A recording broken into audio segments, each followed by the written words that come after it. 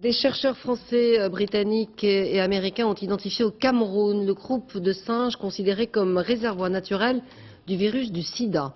Ces chimpanzés porteurs sains du virus seraient à l'origine de la pandémie mondiale qui a déjà fait 26 millions de morts et infecte aujourd'hui 40 millions de personnes. Frédéric Monteil.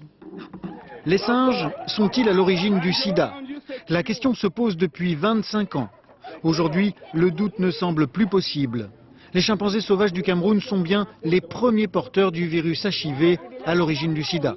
C'est la découverte d'une équipe internationale de chercheurs, bientôt publiée dans la revue Science. 4 ans d'enquête dans les forêts les plus reculées du Cameroun, 600 excréments analysés et une conclusion: chez certains clans de chimpanzés, un singe sur 3 est porteur sain du HIV. Le virus existerait même depuis des milliers d'années. Est-ce que ça donne un espoir pour un vaccin? Alors, c'est toujours la question clé, c'est effectivement pourquoi le système immunitaire du chimpanzé, qui n'est pas si différent du nôtre, arrive à contrôler l'infection alors que nous n'y arrivons pas. Et ça reste une voie, bien sûr, de recherche pour la mise au point d'un vaccin fondamentale.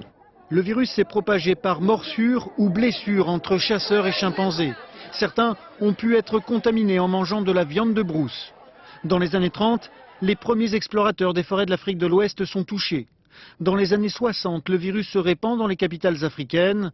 Avec la multiplication des lignes aériennes, le sida débarque en Europe, aux États-Unis et en Amérique du Sud avant d'envahir le reste du monde. Aujourd'hui, le sida touche 40 millions de personnes, 26 millions de morts depuis le début de l'épidémie. Cette découverte va peut-être mettre un terme aux folles rumeurs sur l'apparition du sida, comme celle qui accusait les laboratoires militaires américains.